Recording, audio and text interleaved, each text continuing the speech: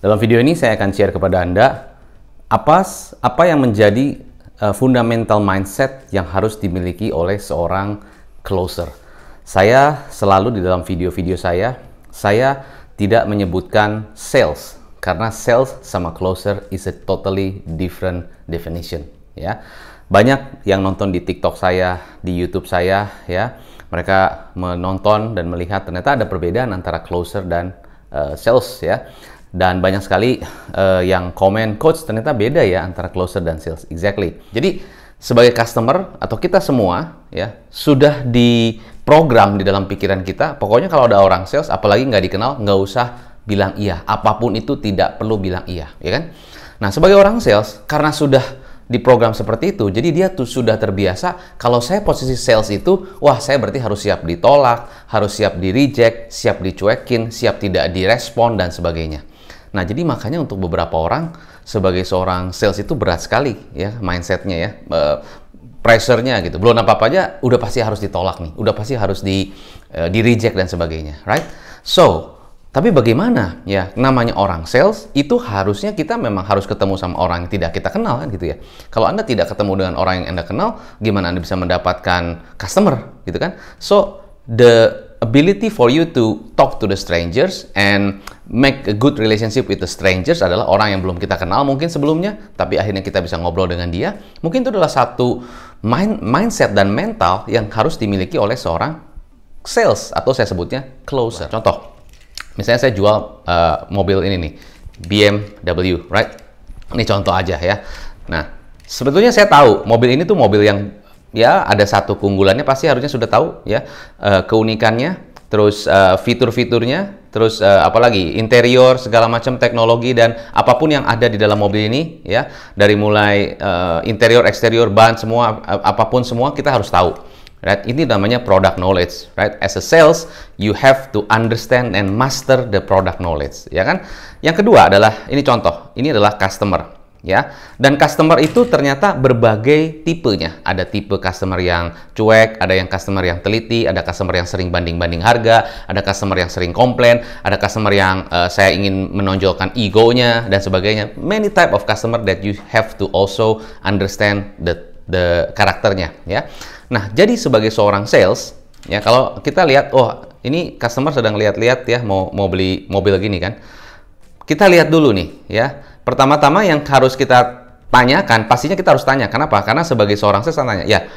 Jadi biasanya gini, Pak, ini mobilnya bagus loh Pak. Ini keluaran 2023 Pak, warnanya juga keren banget, trendy Pak, zaman sekarang. Oke, saya lihat-lihat dulu ya. Iya Pak, boleh silakan lihat-lihat dulu Pak. Ini brosurnya, ini kontak nama saya, silakan dihubungi. Ya, dia lihat-lihat. Ya Pak, ini Pak, joknya juga enak, empuk dan sebagainya. Ya Bapak juga bisa lihat nih, kita punya dashboard juga Pak, sudah Android dan sebagainya. Oh oke. Oke, ini harganya berapa? Oh ini harganya Pak, ada macam-macam Pak. Ada yang mulai dari 300 juta, 400 juta, bahkan sampai 700 juta ke atas juga ada. Ini contoh aja ya. Oh gitu ya.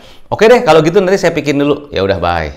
Jadi begitu kita lihat customer-nya ada interest untuk beli mobil ini, pertama-tama kita harus bertanya, Pak, Bapak melihat mobil ini, apa yang Bapak rasakan? Wah, maksudnya gimana? Ya maksudnya apa yang Bapak lihat di mobil ini yang Bapak rasakan? Ya saya lihat sih mobilnya bagus, keren. Oke. Bapak saat ini, boleh tahu Pak, Bapak saat ini mengendarai mobil apa? Ya saya mengendarai mobil SYZ lah. Oh, oke. So, gimana? Apa yang Bapak lihat di mobil ini? Yang Bapak bisa, mungkin ada gimana? Apa yang Bapak lihat di mobil ini? Ya, ini sih justru mobil ini saya lihat sih bagus gitu ya. Oke. So, apa yang rencana Bapak gimana? Ya, rencana saya sih saya pengen lihat-lihat dulu lah sebetulnya. Saya juga belum tahu apakah saya mau beli apa enggak. Oh iya Pak, nggak apa-apa, sure. Bapak bisa lihat-lihat dulu kayak gitu Pak. Apakah ini sesuatu mobil yang menjadi mobil impian Bapak? Enggak sih, sebenarnya saya punya mobil impian saya yang lebih, ya mungkin lebih ini. Cuman ini ya bolehlah untuk jadi saya mobil yang saya juga pengen juga gitu kan. Oh, oke, sip. So, ya oke Pak, silakan Bapak mau lihat-lihat boleh. Ya oke. Oke, ini keluaran tahun berapa nih? Oh, ini keluaran tahun 2023, Pak. Oh, iya, ya. Oke. Fiturnya udah bagus ya. Iya, lampunya juga udah lain ya. Iya, ya, betul. Terus ini juga kaca spionnya juga beda ya. Iya, bisa ini ya. Oh, oke. Oke, iya, iya, iya, iya. Oh, iya, iya. Oke. Ini udah terjual berapa? Ya, ya udah banyak juga, Pak, yang terjual. Kita udah cukup banyak juga ya, dan bahkan ada yang booking juga, Pak. Oh, gitu ya. Iya. Karena basically ternyata animo dari masyarakat begitu bagus, dan begitu kita launch pertama kali ini sudah banyak yang booking. Oke, I see. Oke. Ya udah deh, kalau gitu saya coba lihat-lihat dulu mobilnya. Oke, Pak, silakan. Oh ya, Pak, before you go, saya boleh tanya pertanyaan untuk Bapak, Pak. Basically, apakah Bapak ada rencana dalam 1-2 bulan ini untuk memiliki mobil ini? Ya, kemungkinan. Oke, so if you have rencana untuk miliki mobil ini 2 bulan ini, ya, let me give you the profile, ya Pak ya. Saya kasih brosurnya, saya kasih fitur-fiturnya juga, dan ini semua Bapak bisa lihat, ya. So, kalau Bapak ada pertanyaan, you can contact me. Ya, dalam 1-2 bulan ini kita masih ada harga spesial, kita masih ada harga khusus, dan Bapak bisa mendapatkan gratis untuk servis pertama, Pak. Oke, so after 2 months, I don't know, belum tentu apakah ada apa enggak. Oh, gitu ya? Iya. Oke, Pak. Thank you. Bye. Nah, apakah itu closing? Orang bilang, belum closing. Karena kan belum deal. Yes, betul, memang belum deal. Tapi apa yang saya lakukan? Saya melakukan bahwa dalam percakapan tersebut tidak hanging. Tidak, ya udah, oke, bye. Nggak begitu. Tapi at least saya kasih dia sesuatu, dan kasih dia sesuatu yang dia apakah ada serius nggak di situ? Apakah ada satu keseriusan dan satu keinginan yang betul-betul dia mau gitu? Saya tanya, ya kan, Pak, apakah dalam 1-2 bulan ini you interested to have this kind of car? Yes. Jadi closing itu adalah membuat atau memastikan, meyakinkan orang tersebut dengan hatinya sendiri atau dengan keinginan sendiri, dia memang iya. Contoh lagi, ini seorang telemarketing. Waduh, hari ini saya banyak banget list yang mesti saya telepon ini ya. Sini, tapi takutnya nanti dia di reject. Sini kayaknya orangnya, aduh, namanya kayaknya juga kayak dari namanya aja saya udah berat nih gitu ya. Ini, aduh, ini banyak yang belum saya coba telepon deh. Ya, saya coba telepon. Oke. Ya, selamat pagi, Pak. Oh, ya, ya, oke. Baru diangkat udah enggak gitu ya. Selamat, coba yang sini satu lagi. Nggak diangkat-angkat nih. Ya udahlah, saya istirahat dulu aja deh, minum dulu lah gitu kan. Soalnya sudah coba 2 tapi kayaknya nggak diangkat. Nah, kalau saya sebagai seorang closer, begitu saya lihat nih sini, oke, saya pokoknya akan terus telepon. Saya akan terus telepon. Gimana, Pak? Ya, terus-terusan telepon. Karena kalau kita terus-terusan telepon, basically kita punya momentum, kita punya semangat, kita punya passion yang tinggi. Dan semakin kita terus-terusan telepon, you know, the skill akan meningkat terus. Right?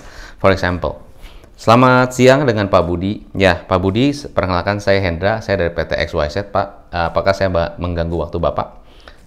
Atau mungkin kita nggak usah bilang begitu, karena kalau kita bilang mengganggu waktu Bapak, mungkin buat dia jadi gangguan. Itu salah menurut saya. Banyak yang bilang gitu kan, oh selamat siang Pak, apakah saya mengganggu waktu Bapak? Yes. Kita bertanya untuk dia bilang mengganggu kan? Salah pertanyaannya. Harusnya gimana? Oke Pak, is this a good time? Apakah ini waktu yang tepat buat Bapak untuk saya telepon dan ngobrol sebentar? Oh yes. Oh yes, atau oh tidak. It's okay. Tapi at least it's a good time. Kata good time lebih bagus daripada kata mengganggu. Ya kan?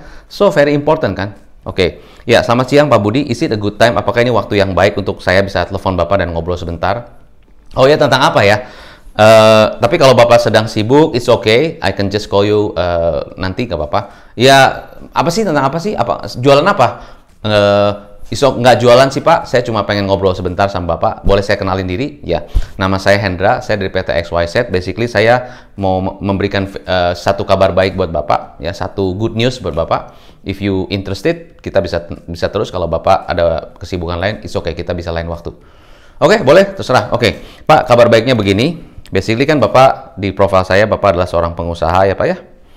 Oke, nah good news adalah sebagai pengusaha pastinya Bapak ingin agar usaha Bapak berkembang dengan baik. Setuju ya Pak ya? Setuju. Nah, salah satu cara supaya usaha kita berkembang dengan baik adalah kita harus memastikan usaha kita atau bisnis kita berjalan dengan efektif dan efisien. Setuju? Oke, nah, cuman di dalam bisnis pastinya banyak hal-hal yang membuat bisnis kita tidak efisien. Ya, entah dari biaya, entah dari operational cost yang tinggi dan sebagainya. Bapak apakah mengalami seperti itu? Iya, betul. Memang saya juga mengalami begitu. Oke, by the way, ini dari perusahaan apa ya? Pas, jujur saya dari perusahaan otomotif. Saat ini boleh tahu Pak, Bapak di bidang perusahaan ini seberapa besar biaya untuk operational cost khususnya untuk transportasi dan ini biaya bensin dan sebagainya? Wah, ini saya harus melihat data nih. Boleh nggak nanti telepon lagi kapan? Oke, sure Pak. Tapi apakah is this something that you are interested to talk to? Yes, definitely. Oke, so ini dari perusahaan otomotif ya. Ingin menawarkan mobil apa enggak? Justru kita ingin memberikan solusi buat Bapak, ya. How you can actually bisa membuat bisnis Bapak semakin efisien dengan beberapa solusi-solusi dari perusahaan kami, Pak. Ya, khususnya dari beberapa pembeli mobil yang bisa memberikan Bapak solusi untuk lebih efisien secara penggunaan dan sebagainya. If you are interested on this, kita bisa schedule untuk next appointment, ya. Oke, boleh. Oke, so apa yang perlu saya siapin ya?